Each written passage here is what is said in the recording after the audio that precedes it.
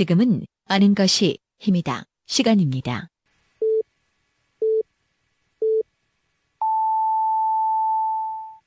Welcome to the best podcast. Knowledge is power. 2019년 3월 25일 월요일 방송분입니다. 3월 25일 월요일 5시엔 대세남 키워드로 보는 뉴스 브리핑 진행하겠습니다. 팟캐스트 아는 것이 힘이다. 정진우 PD와 함께합니다. 어서 오세요, 정 PD. 네, 안녕하십니까. 정진호입니다. 예, 첫 번째 키워드부터 살펴보죠. 네, 오늘 첫 번째 키워드는 선택과 집중이라고 정해봤습니다. 예, 어떤 얘기입니까? 대전시가 9개 축제를 올 한 해 대전의 대표 축제로 선정했다고 합니다. 최우수 축제로는 대전 효문화 뿌리 축제, 대전 사이언스 페스티벌, 유성 온천문화 축제가 선정되었고, 우수 축제로는 계족산 맨발 축제, 서구 힐링 아트 페스티벌, 대청호 대덕 뮤직 페스티벌이, 그리고 이제 육성 축제로는 대전 국제 와인 페스티벌, 디쿠 페스티벌, 견우직녀 축제가 각각 선정되었다고 합니다. 예, 요즘 워낙 자치단체별로 이 축제를 많이 하긴 합니다만, 네. 언뜻 이렇게 들어본 지금 말씀하신 축제를 하나하나 곰곰이 생각해봐도 잘 떠오르지 않는 그런 축제가 많이 있군요. 축제가 참 많은 것 같습니다. 예. 이번에 선정된 대표 축제만 9개니까 이게 1.3개월에 한 번 꼴 이렇게 이런 대표 축제가 있다는 셈입니다. 대표 축제라면 그 지역을 대표하는 축제 한두 개면 충분하지 않을까요? 게다가 또 여기에 선정되지 못한 축제도 상당수 있는 것 같은데요. 예. 불과 얼마 전만 해도 대전 마케팅공사가 대전 방문의 해를 맞이하여 대전 엑스포 시민광장에서 사운드 페스티벌 인 대전 이런 축제를 개최했다고도 합니다. 이 중 들어보셨거나 아니면 참여해보신 것들도 있을 테지만 아마 처음 들어보시는 축제도 있을 것 같은데요. 그중 이제 저한테는 좀 생소하게 다가왔던 축제가 이제 디쿠 페스티벌과 견우직녀 축제였습니다. 디쿠 페스티벌은 뭡니까? 저도 잘 모르겠네요. 이 디쿠 페스티벌은 대전 아마추어 만화협회가 주최하는 만화 코스튬 플레이 축제로 2004년에 처음 시작해서 지난 예. 2월 말 이제 30일의 행사를 대전무역정시관에서 이틀간 진행했었다고 합니다. 또 올 8월에 또다시 이틀간 이 행사를 진행할 예정이라고도 합니다. 견우직녀 축제는 올 8월에 3일간 엑스포 시민광장 일대에서 진행될 예정이라고 하는데요. 7월 7석과 견우직녀 설화에서 이제 동기를 얻어가지고 사랑의 떡도 나눠주고 엑스포 다리를 오작교처럼 사랑의 명소로 만들고자 함을 추구한다 이런 이야기를 합니다. 작년 행사를 좀 살펴보니까요. 청소년 댄스 공연, 변검과 마술쇼, 인기 가수 홍진경 씨 공연 등이 있었고요. 예. 갑천 둔치 일대에 불꽃놀이 쇼가 있었다고 합니다. 예. 이게 한 달에 한 번씩만 펼쳐져도 1년 내내 축제가 펼쳐지고도 남는 이 숫자인데, 사실 나름대로 다 이 축제의 의미도 있고요. 또 축제가 펼쳐지는 이유도 있겠지요. 네네. 하지만 이 대전이라는 도시를 상징할 수 있는 진짜 대표 축제는 과연 무엇인가? 이런 걸 묻지 않을 수가 없습니다. 네, 그렇습니다. 분명 축제는 즐거운 일이고 또 시민들이 한데 어우러져 즐길 수 있는 공간이나 그런 행사가 있다는 건 정말 좋은 일이긴 한 것 같은데요. 하지만 이제 대전 방문의 해는 말 그대로 이제 다른 지역 사람들에게 대전을 방문해달라 그런 성격의 사업인데 이런 축제들이 과연 외지 사람들을 대전으로 끌어모을 수 있을까 하는 데는 좀 의문이 들긴 합니다. 세계적으로 또 유명한 축제들이 많지 않습니까? 예를 들어가지고 가까운 아시아만 봐도 타이완 등불 축제나 아니면 삿포로 맥주 축제, 하얼빈 빙등제 이런 것들도 있고요. 우리나라 안에서만 봐도 화천 산천어 축제, 한평 나비 축제, 보령 머드 축제 이렇게 이제 각 도시를 상징하는 유명 대표 축제들이 있는 것 같습니다. 또 실제로 이런 축제를 보기 위해서 많은 관광객, 그러니까 이제 다른 지역에 살고 있는 사람들이 이곳을 방문하기도 하죠. 그런데 대전시에서 이번에 선정한 9개 대표 축제의 면면을 좀 보면은 이게 이제 다른 지역 분들이 찾는 그런 축제보다는 대전 시민들이 참여하는 그런 축제의 성격이 더 강한 게 아닌가 싶은 생각이 듭니다. 예. 정말 만일 이제 대전이 대표 축제를 좀 만들어 보고 싶다면은 대전을 상징할 수 있는 축제 컨텐츠의 개발이 좀 시급해 보이는 것 같습니다. 예. 두 번째 키워드 살펴보죠. 네, 두 번째 키워드는 일단 철회로 정해봤습니다. 예. 일단 후퇴, 이런 얘기는 많이 종종 하고 있잖아요. 네, 그렇습니다. 예. 이게 이제 재개발 추진으로 갈등을 겪고 있는 대전 유성구 장대 B지구에 대한 이야기입니다. 현재 재개발 조합 설립이 추진되고 있는데요. 조합이 설립되려면은 땅 주인들의 75% 이상의 동의와 전체 면적의 50% 이상의 동의, 이 두 요건이 모두 충족되어야 합니다. 현재 토지주들 중 상당수가 외지인인 관계로 재개발 조합 추진위는 토지주 75%의 동의는 받아냈지만 전체 면적의 50% 동의는 아직 확보를 하지 못한 상태인데요. 그런데 이 지역 땅 중 상당 면적인데 대전시와 유성구 소유의 공유지여서 재개발 조합 설립에 있어 대전시와 유성구의 입장이 굉장히 중요합니다. 예. 그런데 대전시가 얼마 전 이 재개발 사업에 동의한다는 내용의 공문을 그 재개발 추진위에 보낸 사실이 뒤늦게 알려져 좀 큰 반발을 사기도 했었죠. 근데 최근 정용래 유성구청장이 구유지 동의서를 철회한다 뭐 이런 의사를 밝히고 법률적으로 다시 검토해보겠다 이런 입장을 전달했다고 합니다. 유성구가 이 동의서를 철회하면 조합 설립 허가가 나지 않는 건가요? 네, 말씀하신 대로 일단은 근데 그렇습니다. 일단은 그렇다고요? 네네. 여기서 일단이란 말이 중요한데요. 예. 제가 일단이란 말을 좀 국어사전을 찾아봤습니다. 그러니까 이런 말이 이렇게 뜻이 나와 있습니다.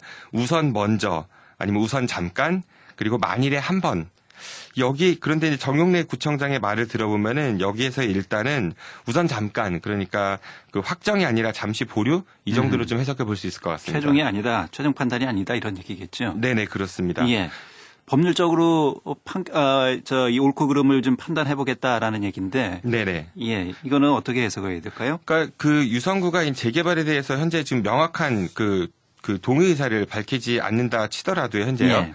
그냥 가만히 있을 경우에 이게 또 이제 묵시적 동의로 간주될 수 있는 여지도 있어가지고 사후에 이제 분쟁 소지가 좀 많다고 합니다. 그러니까 이런 것들을 좀 법률적으로 좀 따져보겠다라는 이야기니까 유성구청장의 입장은 이 재개발에 반대한다 이런 명백한 입장이 아니라 확인해 본 뒤 입장을 밝히겠다. 그리고 묵시적인 동의 여부도 법률적으로 어떤지에 대해서 좀 따져보겠다 이런 입장이라고 합니다. 자칫 또 혼란이 될 수밖에 없는 상황인 것 같습니다. 유성구가 보다 좀 명확한 입장을 내놓아야 되는 것이 아닌가 이런 여론이 많이 있죠. 네, 그렇습니다. 그동안 이 시간을 통해 가지고 여러 차례 말씀드린 바가 있었는데요. 그 무조건적으로 개발에 반대하는 것은 결코 바람직한 일은 아닌 것 같습니다. 하지만 또 무분별한 개발 역시 또 해서도 안 되겠죠. 예. 그 현재 대전의 주택 보급률과 주거 환경의 양극화, 그리고 사상 최대의 가계 부채와 깡통 부채 이런 것들 등 현재 주택 시장에는 언제 터질지 모르는 뇌관들이 곳곳에 숨어 있습니다. 그리고 현재 장대 비지구는 그곳에서 터를 잡고 살고 있는 힘없는 수많은 원주민들도 존재하고 있고요. 이러한 상황에서 또다시 그 대규모 주택 건설 사업을 일으키는 게 과연 옳은 일인가에 대해서는 투표를 통해 선출된 그 자치도시의 수장께서 정말 좀 진지하게 고민해봐야 될 부분이 아닌가 싶습니다. 우리가 이 구청장 이렇게 이야기를 하면은 좀 낮은 지위 아니냐 이렇게 여기곤 하는데요.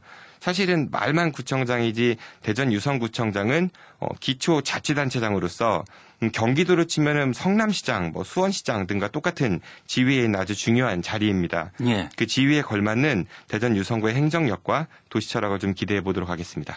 예. 알겠습니다. 여기까지 듣죠. 고맙습니다. 네, 고맙습니다. 키워드로 보는 뉴스 브리핑 팟캐스트 아는 것이 힘이다. 정진우 PD였습니다. 2019년 3월 26일 화요일 방송분입니다. 5시 엔데스남 3월 26일 화요일 순서 함께 하십니다. 키워드로 보는 뉴스 브리핑 진행합니다. 팟캐스트 하는 것이 입니다. 정진우 PD와 함께 하죠. 어서 오세요. 정 PD. 네, 안녕하십니까. 정진호입니다. 예. 첫 번째 키워드는요? 네, 오늘 첫 번째 키워드는 타보시면 압니다로 정해봤습니다. 뭘 타보면 합니까? 그 최근 미세먼지로 인해 대기질에 대한 관심이 더욱 높아지면서 자연스럽게 대중교통의 편의성 확대에 대한 이야기가 많아지고 있습니다. 현재 이 방송을 듣고 계신 분들 중 상당수는 아마 시내버스나 택시 등 그 대중교통 수단을 이용하고 계실 텐데요. 제가 어렸을 때 기억하는 시내버스는 그 콩나물 시루와도 비유되었던 그 안내양 누나가 탁탁 치면서 오라이에 이렇게 소리쳤던 네, 그런 것부터 해가지고 예. 꼬깃꼬깃 구겨진 승차권을 내고 탔던 그 시민 자율버스, 한여름 찜통더위에 에어컨은 상상조차 할 수 없었던 시내버스, 그런 버스들이었는데 이제 더 이상 그런 시내버스는 존재하지 않습니다. 예. 그만큼 시내버스의 그 서비스가 좋아졌다는 말인데요. 이런 과정에는 그 시내버스 준공영제도 한몫하고 있는 것 같습니다. 예.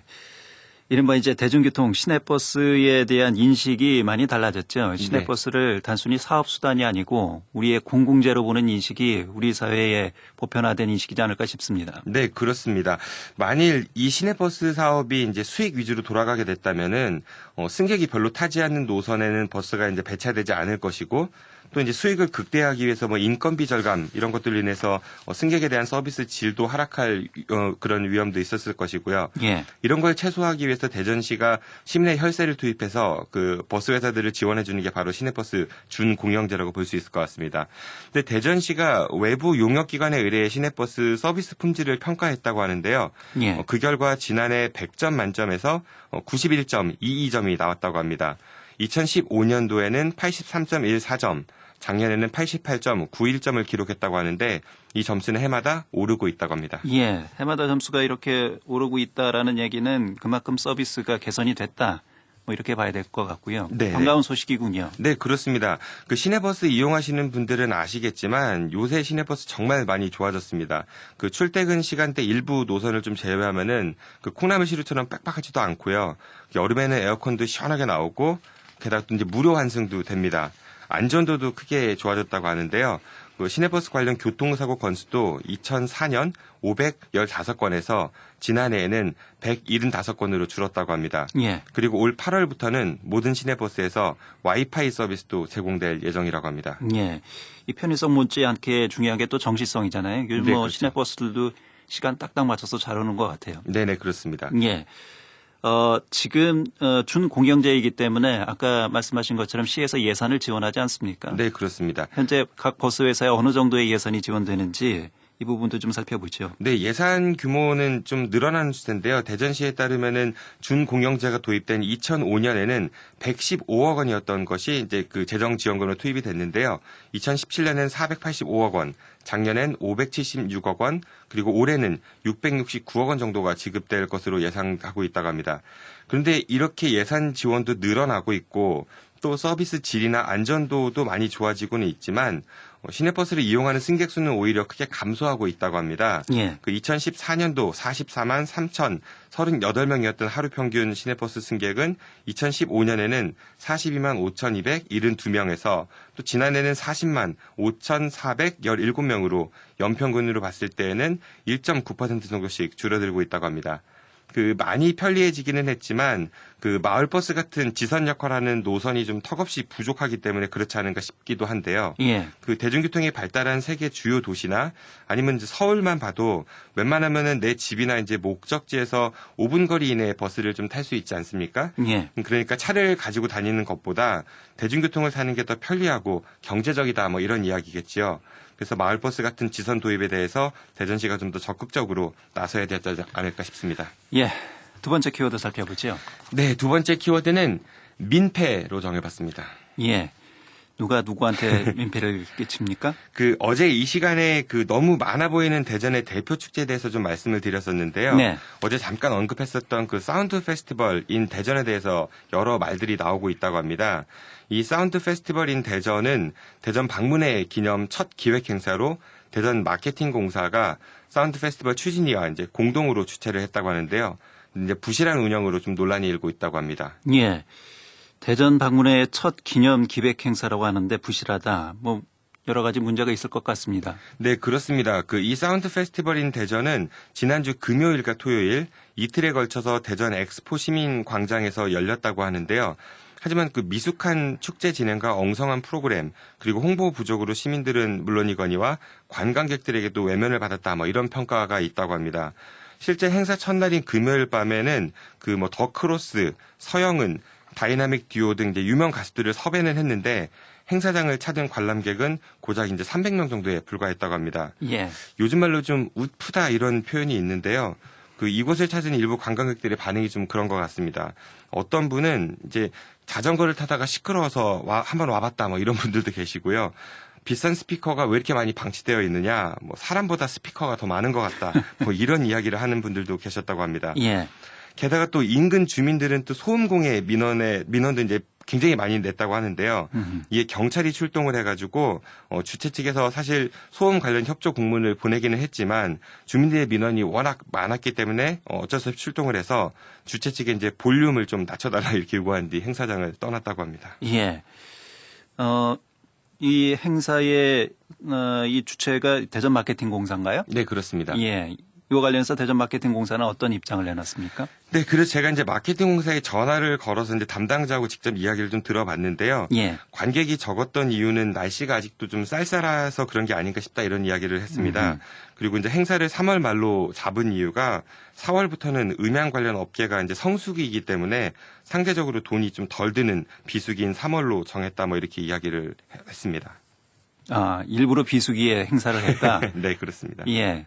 비수기라는 것은 그만큼 사람들이 모이지 않는다라는 얘기잖아요. 그걸 알면서도 행사를 했다라는 것은 어떤 의도일까요? 그러니까 돈이 조금에 적게 된다는 얘기인 거죠. 이 참가 업체들이 성수기 때는 아무래도 돈을 더 많이 이렇게 예. 쏟아 부어야 되니까 그러니까 사람들이 좀 축제는 기본적으로 많이 몰릴 때 해야 되는 건데 이게 과연 행사를 그러니까 어떤 목적에서 했는지 좀 의아심이 좀 들기도 하고요. 예. 어찌 보면 좀 주객이 전도된 게 아닌가 그런 생각이 들기도 했습니다. 그리고 이 행사에 대한 홍보가 좀 부족했던 게 아니냐 뭐 이런 지적에 대한 입장도 좀 들어봤는데요. 이에 대해서 마케팅공사 측은 예산이 이제 넉넉지 않아서 홍보에 좀 어려움은 있었지만은 그래도 이제 추진위와 함께 그 SNS, 블로그 등의 온라인 마케팅과 관련 업체들 협회 차원에서도 나름의 홍보를 좀 했다고 합니다. 그런데 제가 오늘 이 행사의 페이스북 공식 홈페이지 그 페이지를 들어가 보니까요. 제 주관적인 생각이긴 하지만은 그렇게 돋보이는 홍보는 많이 못 봤고요. 흔히 말하는 좋아요 수도 이렇게 많지 않아 보였습니다. 그리고 행사 진행 과정에 대한 사진이나 영상도 좀 턱없이 부족해 보였습니다. 예. 좀 어떤 행사마다 항상 잡음이 있게 마련이죠. 아무리 좋은 행사라도 뭐 그에 따르는 부작용도 분명히 있고요. 하지만 이 정 PD 얘기를 이렇게 들어보면 이번 행사의 기획부터 뭐 시기 선정부터 여러 가지 차원에서 좀 문제 제기를 할 수 있는 부분이 많이 있다라는 생각이 듭니다. 네, 그렇습니다. 물론 이제 마케팅공사 측은 코엑스나 이제 킨텍스들의 큰 행사에 비해서 이제 최초로 대전에서는 야외로 시도했다는 의미와 함께 참가 업체들의 반응이 좋았다 이런 이야기를 하고 있습니다. 예. 실제로 이제 최철규 마케팅공사 사장은 이번 행사가 국내 최대의 음향 축제로 도심 속 야외에서 즐기는 축제로 기획했다 뭐 이렇게 하면서 향후 이제 미국의 남쇼라든지 아니면 독일의 뮤직 메세 같은 국제적인 음향 박람회로 확대하겠다 뭐 이러는 입장을 밝히기도 했다고 합니다. 예. 어쨌든 뭐 시민들이 많이 참여해야 행사에 참 의미가 있는 것 아니겠습니까? 시민들이 없는 행사는 뭐 전혀 의미가 없는 그런 행사로 행사를 위한 행사에 그칠 수밖에 없겠지요. 네, 좀 인식이 좀 거리가 있어 보이는 것 같고요. 예. 이 행사의 마케팅 공사는 예산 6천만 원을 책정했다고 합니다. 근데 이제 세계적인 말한 그런 음악 축제가 하루아침에 만들어지는 건 아니지 않겠습니까? 그 행사 주최 측뿐만 아니라 이를 즐겨야 하는 시민들과 또 이 행사를 구경하기 위해 온 외지 관광객들도 주인공이 되는 그런 축제가 됐으면 좋겠습니다. 예, 알겠습니다. 자, 키워드로 보는 뉴스 브리핑 팟캐스트 하는 것입니다. 정진우 PD와 함께했습니다. 정 PD 수고했습니다. 고맙습니다. 2019년 3월 27일 수요일 방송분입니다. 5시 현대에서남 수요일 순서 함께하십니다. 키워드로 보는 뉴스 브리핑 팟캐스트 하는 것입니다. 정진우 PD와 함께하겠습니다. 어서 오세요, 정 PD. 네, 안녕하십니까. 정진호입니다. 예, 첫 번째 키워드부터 살펴보죠. 네, 오늘 첫 번째 키워드는 이유가 뭘까로 정해봤습니다. 예, 내용 들어보죠. 어떤 네. 내용인지. 그 대전시의회가 산업건설위원회 위원장실 및 사무실을 그 회의실과 바꾸는 이전 공사를 위해 2억 원의 그 추가 그 경정 예산을 편성했다가 여론의 문매를 맞아 이를 철회했다는 소식은 방금 전 뉴스에서도 전해드렸었는데요. 예. 당초 이제 시의회는 현재 산업건설위원장실과 직원들이 근무하는 사무실이 그 창문이 서쪽에 있어서 여름에는 덥고 또 겨울엔 춥다는 이유로 창문이 남쪽으로 나 있는 회의실과 교체하는 비용으로 예산 2억 원을 책정하려고 했었습니다. 예. 그 이는 현재 대전시의회 산업건설위원장을 맡고 있는 더불어민주당 소속 이광복 의원이 그 의회 사무처에 요구하면서 시도되었다고 합니다. 예. 자신이 일하고 있는 방에 서쪽으로 나 있는 창문 때문에 여름에는 덥고 겨울에는 춥다. 이런 이유로 사무실을 바꿔야 된다. 거기에 비용이 2억 원이 예산이 책정이 됐다. 이걸 어떻게 해석을 해야 될까요? 저도 잘 모르겠습니다. 근데 정말 시민들의 정서와 동떨어져 있어도 너무 동떨어진 게 아닌가 싶습니다. 예. 그 이에 대해 정의당 그 대전시당 남가연 대변인은 논평을 통해서 2억 원이 아니라 당장 이제 몇만 원이 없어서 난방도 하지 못하고 전기장판 하나에 그 의지에서 추운 겨울을 나는 그런 국민들 생각은 하지 않는가라면서 추우면 난로 하나 켜면 될 것을 두고 혈세 수억 원을 들여서 사무실을 바꾸겠다는 상상을 할 수 있겠는가라면서 예. 좀 강하게 비판하기도 했습니다. 그 이에 이광복 의원은 자신의 편의를 위해서 한 게 아니라 겨울에는 춥고 여름에는 더워서 그 직원들이 근무하기에 매우 어렵고 또 민원인들이 오면 대기할 장소가 비좁아서 불편해서 그런 것이다. 하지만 그 회의실은 남쪽에 그 창이 나 있기 때문에 환경이 좋아서 그럼에도 불구하고 이제 1년에 260일 정도밖에 사용하지 않아서 많이 비어 있기 때문에 이걸 좀 효율적으로 사용하기 위해서 추진했던 일이다. 이렇게 해명했다고 합니다. 예. 사무실이 서쪽으로 그 창문이 나 있는 사무실은 모두 그럼 다 옮겨야 됩니까? 네. 예, 비용이 2억 원이 든다는 것도 언뜻 이해가 되지는 않습니다. 옮긴다고 하면 집기 몇 개만 옮기면 되는 것이 아닌가 이게 일반적인 상식인데. 의회 사무처 관계자들은 따져보니까 그 정도 든다 이렇게 이야기를 했다고 하고요. 예. 근데 또 사무실을 바꾸려고 했던 이유가 또 다른 이유가 있다고도 합니다. 바로 풍수지리상 이제 사무실 위치가 안 좋았다 이런 얘기도 들리긴 하는데요. 정말 이걸 어떻게 받아들여야 될지 답답함을 넘어서 좀 화가 난다는 분들도 주변에 많이 정말 계신 이게 것 같습니다. 풍수지리 때문에 사무실을 바꿨다 이런 얘기가 있습니까? 네, 그런 얘기도 있습니다.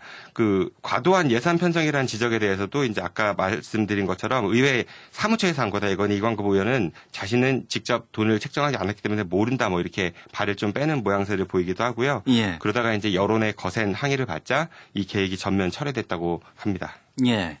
앞서 말씀하셨듯이 이 대전역 앞에 쪽방에 가면 정말 이 전기장판 하나 켜고서 한겨울을 나는 분들도 많이 계시잖아요. 여름에는 에어컨도 물론 없고요. 네, 예. 그렇습니다. 그런 분들의 어려움을 대변하는 것이 의회 의원들의 역할 아닙니까? 네, 그렇습니다.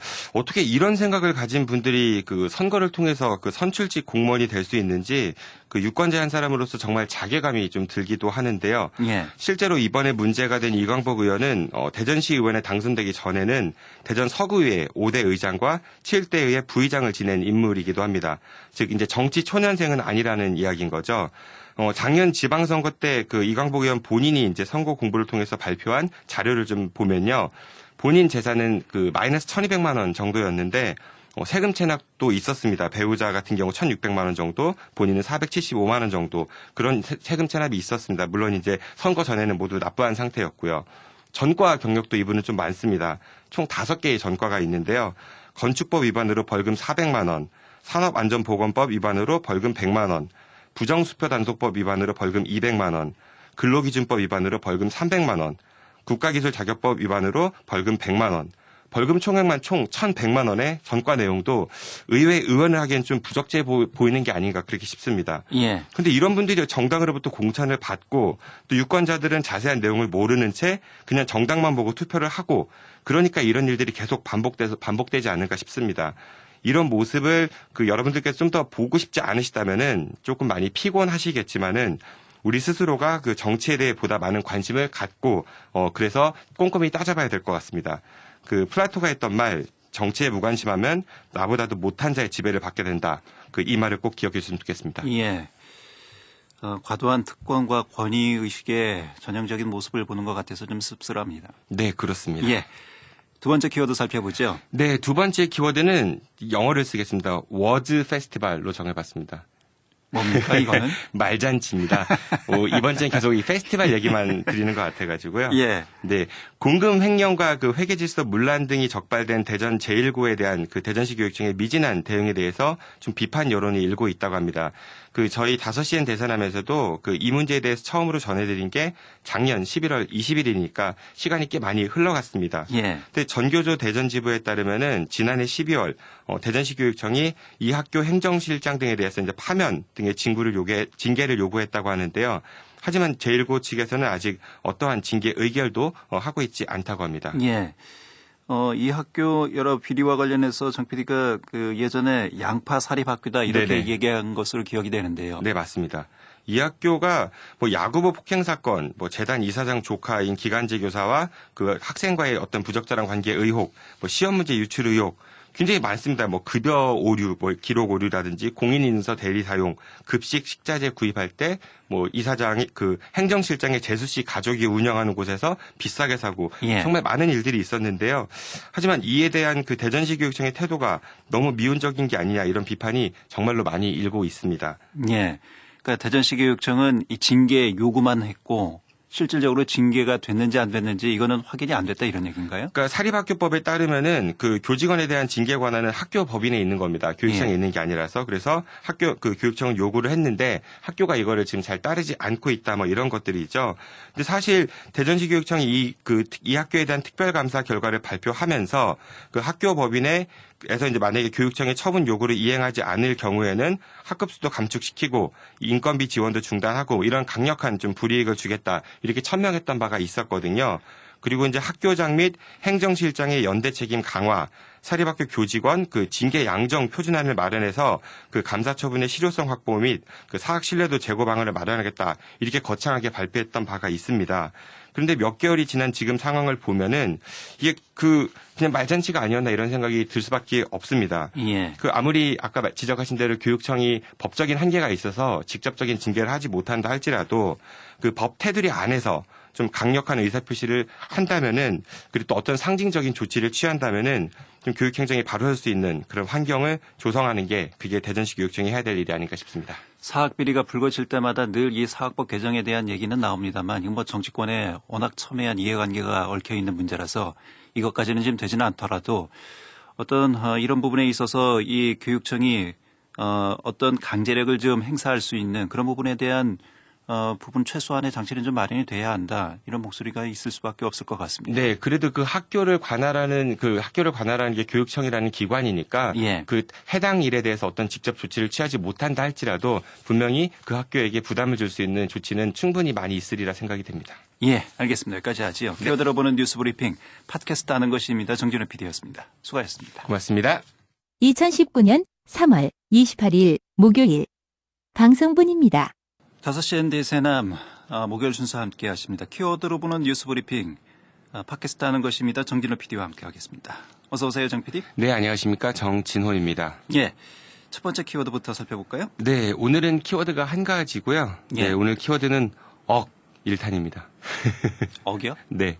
예, 방금 전에 오프닝에 얘기하셨죠? 네. 전혀 현실감이 없습니다. 네.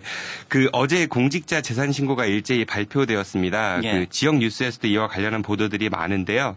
대부분 보도를 보면 주로 이제 대전시장이나 구청장 일부 그리고 좀 인원이 많긴 하지만 그중 누가 재산이 가장 많은가 아니면 누가 제일 적은가 등에 대해서만 초점을 맞춰져 있는 것 같습니다. 예. 그래서 저희 5시엔 대세남에서는 우리 지역의 주요 정치인들의 재산 내용과 변동 사항 등에 대해서 좀 더 자세히 말씀드리고자 합니다. 우리 지역 정치인들도 내용이 다 공개가 됐죠? 네, 그렇죠. 예.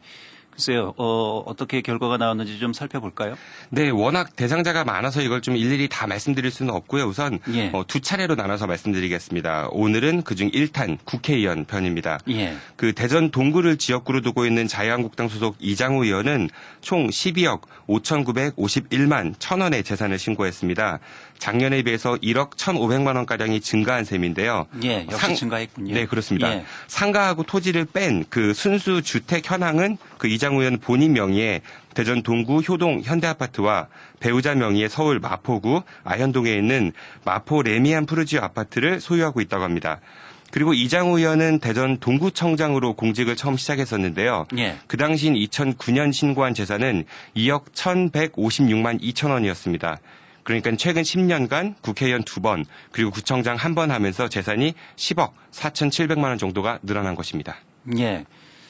꼼꼼히 저축을 했다거나, 나름대로 재산 관리를 잘 하셨거나, 그러지 않았을까? 네, 그렇게 해야 됩니까? 예, 제가 전에 이제 다른 방송에서 이장우 의원 인터뷰를 했었었는데요. 예. 네, 열심히 모으셨다고 그렇게 말씀하셨습니다. 예. 그걸 탓할 수는 없죠. 네, 그렇습니다. 다음은 대전 중구를 지역구로 둔 자유한국당 소속 이은권 의원입니다. 예. 이 의원은 총 8억 7,710만 5천 원의 재산을 신고했는데 이는 작년에 비해서 3억 700만 원가량이 늘어난 것입니다. 주택 현황은 본인 명의 아파트가 대전 서구 둔산동 은하수 아파트하고요. 예. 중구 목동 목양마을 아파트 이렇게 두 채입니다. 두 채가 있습니까? 네, 그렇습니다. 처음 공직을 시작한 거는 대전 중구청장이었고요. 그 당시 2008년 3억 9,258만 8천 원의 재산을 신고했었습니다. 그러니까 구청장 한 번에 국회의원 한 번을 거치면서 총 4억 8,500만 원가량의 재산이 늘어난 셈입니다. 예. 역시 재산이 증가했고요. 증가폭도 크네요. 네, 그렇게 볼 수 있을 것 같습니다. 예. 그 다음은 대전 서갑을 지역구로 두고 있는 더불어민주당 소속 박병석 의원입니다. 박 의원은 총 46억 733만 1,000원을 재산을 신고했습니다. 이는 작년에 비해서 5억 원 가까이 늘어난 수치인데요. 주택 현황으로는 본인 명의의 서울 서초구 반포동 반포아파트와 대전 서구 정림동의 보람아파트 이렇게 두 채를 보유하고 있다고 합니다. 있군요. 예. 네, 그렇습니다. 박 의원은 5선인데요. 그 자료가 17대 국회의원 거부터 있어 제가 그걸 보니까 2006년 당시 신고한 재산이 16억 5,097만 7천 원이었습니다. 그러니까 박 의원 역시 2006년을 기준으로 하면은 약 30억 원가량의 재산이 증가한 셈입니다. 예. 한 2배 정도 증가한 건가요? 3배 정도? 많습니다. 셈이 안 됩니다. 아, 예. 언뜻 계산이 잘 안 되네요. 네. 예. 다음은 대전 서구를 지역구로 두고 있는 더불어민주당 소속 박범계 의원입니다. 박범계 의원은 총 13억 791만 3천 원의 재산을 신고했습니다. 이는 작년에 비해서 1억 5,600만 원 가량이 증가한 수치인데요. 주택 현황은 본인 명의의 전셋집입니다. 보유가 아니고 전셋집이 서울 영등포구 당산동 오피스텔 하나하고 대전 서구 둔산로 크로바 아파트 이렇게 두 곳입니다. 예. 참고로 배우자 명의의 단독주택이 대구 중구 동인동에 한 채 있다고 합니다. 박범계 의원은 재선 의원입니다. 그 19대 의원 시절인 2013년 8억 7,409만 원의 재산을 신고했던 바가 있었거든요. 그러니까 국회의원 2번 하는 동안 약 4억 3,400만 원가량이 재산이 늘었습니다. 예. 또 다른 분들의 현황은 어떻습니까? 그 다음은 대전 유성갑을 지역구로 둔 더불어민주당 소속 조승래 의원입니다. 예. 조 의원은 총 11억 4,474만 7천 원의 재산을 신고했는데요.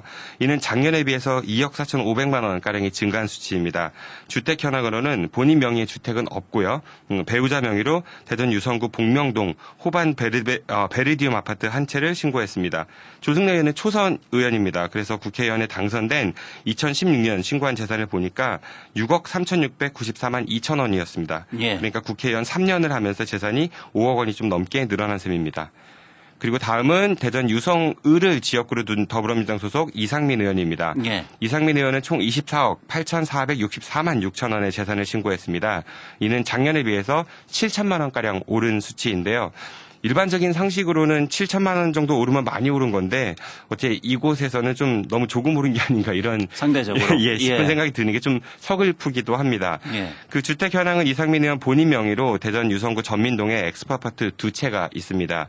그 사선 의원이 이상민 의원이 처음 국회의원 활동했던 그 2006년 당시 신고한 재산이 14억 5,269만 원이었으니까 그 국회의원 사선을 거치면서 재산이 10억 원 넘게 오른 셈입니다. 예. 그 마지막으로 대전 대덕구를 지역구로 둔 자유한국당 소속 정용규 의원입니다. 그 정 의원은 총 28억 6,792만 1천 원의 재산을 신고했습니다. 이는 작년에 비해서 2억 원가량이 늘어난 수치이고요.